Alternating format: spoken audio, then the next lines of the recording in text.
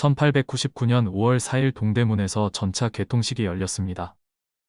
동대문 안쪽에 차고지가 있었고 전차 운행에 필요한 전기를 생산하는 발전소도 이곳에 있었습니다. 우리나라에 전기가 도입된 것은 1877년입니다. 이해 3월 6일 경복궁 후원 권천궁에 전등을 밝힌 것이 시초이지요.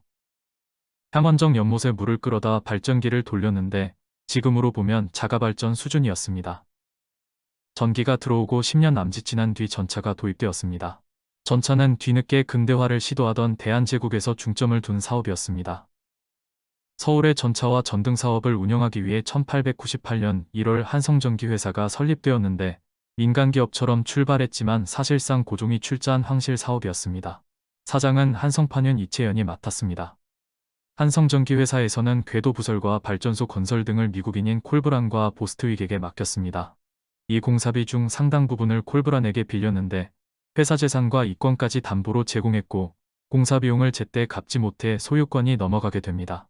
1904년 한미전기회사로 이름을 바꾸며 소유권을 차지했던 콜브란은 5년 뒤 일본의 국책회사인 이라나사 회사에 이 회사를 넘겼습니다.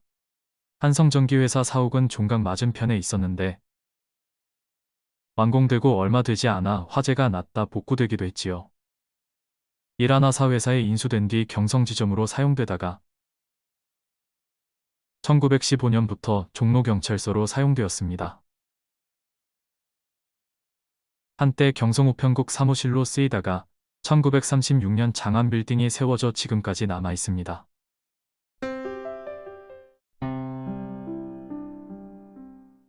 1898년 9월 15일 경희궁 흥화문 앞에서 선로부설 착공식이 열렸습니다. 처음 계획한 노선은 남대문에서 홍릉까지 구간이었는데 경인선 철도 종착역인 서대문 정거장과 연결하기 위해 서대문에서 홍릉 구간으로 변경되었습니다. 1898년 12월에는 동대문 발전소가 건설되었습니다. 1899년 5월 4일 전차 개통식이 열렸고 20일부터 일반인을 대상으로 영업이 시작되었습니다. 처음 개통된 구간은 동대문에서 흥화문까지였습니다. 전차가 다니려면 선로가 놓이고 전기도 공급돼야 했지만 거리를 정비하는 것도 중요했지요. 전차 개통을 위해 종로의 가가들이 정리된 것이 보입니다.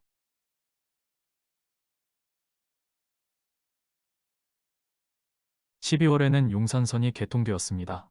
종로선의 종각 앞에서 선로가 갈라져 용산까지 운행했지요. 용산선은 평식원 부근에서 경의선 철도와 만나게 됩니다. 처음에는 전차 노선을 바꾸라는 요구도 있었지만 교섭 끝에 전차선로와 철도선로를 위아래로 놓아 교차하게 했습니다.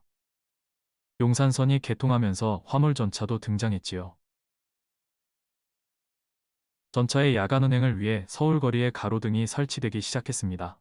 1900년 4월 10일 종로 내거리에 전기등 3개를 밝힌 것을 시작으로 가로등을 계속 늘려갔지요. 전차는 처음에 저녁 6시까지 운행하다가 가로등 설치 후에는 밤 11시까지로 시간을 늘렸다고 합니다. 전차가 동대문 아래를 통과하고 있습니다. 오른쪽으로 휘어진 선로는 차고지로 들어가는 진입로입니다. 남대문과 서대문 아래로도 전차가 통과했습니다. 성문들이 문으로서의 기능을 잃게 된 것이지요. 1907년 남대문 주변으로 도로를 놓으며 성벽이 헐려나갔고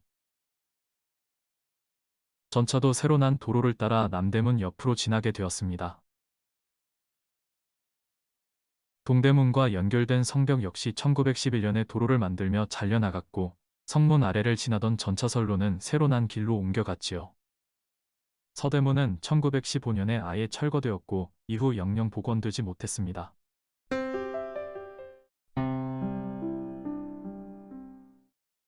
전차 객실은 1등석과 2등석으로 구분했는데 1등석은 전차 안쪽에 칸을 막아 구분했고 2등석은 개방칸이었습니다. 정원은 1등석 8명, 2등석 28명이었다고 합니다. 요금은 종로에서 동대문까지 1등칸은 3전 오픈이었고 2등칸은 1전 오픈이었습니다. 쌀 1kg이 사전에서 5전 정도였다니까 꽤 비싼 편입니다. 처음에는 따로 정거장이 없었고 손을 흔들어 탑승하는 시기였다고 하네요. 전차는 무척 신기한 존재였을 겁니다. 전차를 구경하려고 지방에서 올라오는 사람이 있는가 하면 한 번 타면 내리지 않고 하루 종일 타고 다니는 사람도 있었다고 합니다. 당시 사람들이 쓰던 갓이나 삿갓은 여러 사람이 타는 전차에서 방해가 됐을 것 같습니다. 실제로 갓이나 삭가 쓴 사람은 전차를 못 타게 하거나 요금을 더 받자는 주장도 있었지만 결국 실현되지는 못했습니다. 개통 9일 만에 어린아이가 전차에 치여 목숨을 잃는 사고가 발생하기도 했습니다. 일본인 운전수가 도망가 버리자 안 그래도 을미사변 이후 커지던 반일 감정이 폭발하며 전차를 불태우는 폭동이 발생했고 2달간 전차 운행이 중단되기도 했지요. 하지만 전차는 차츰 사람들에게 익숙한 존재가 되었고 남녀노소 누구나 요금만 내면 이용할 수 있는 일상적인 교통수단으로 자리 잡아 갔습니다.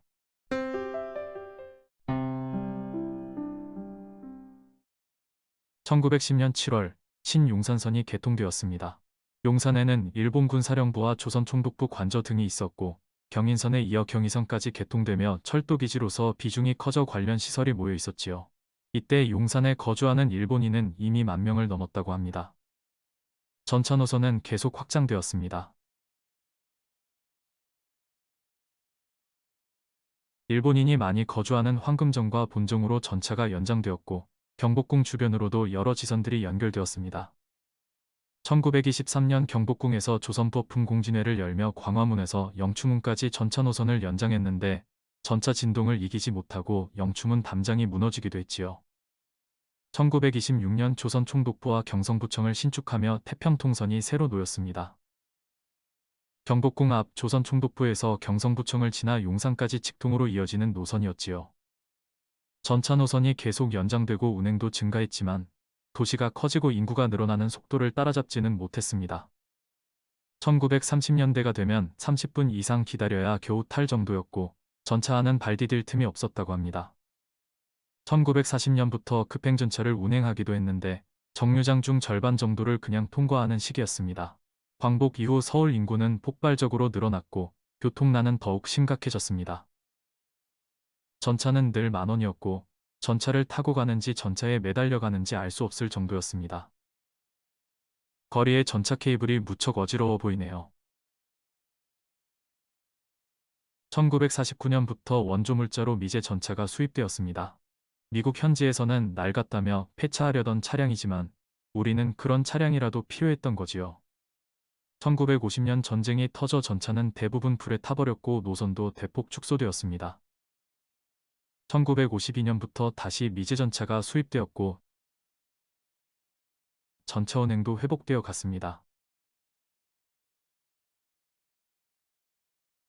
1956년까지 100대 넘는 차량이 수입되었고 이 차량들은 전차 운행이 종료될 때까지 서울 거리를 누볐습니다.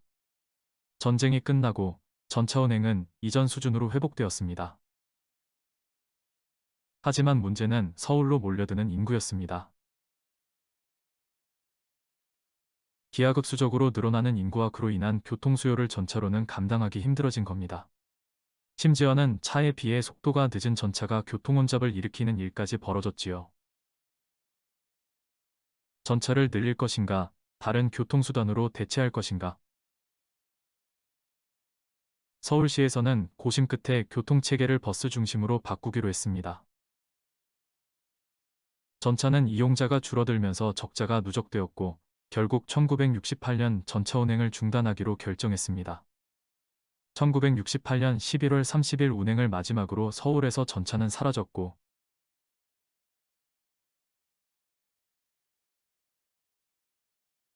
1970년까지 전차 궤도가 철거되었습니다.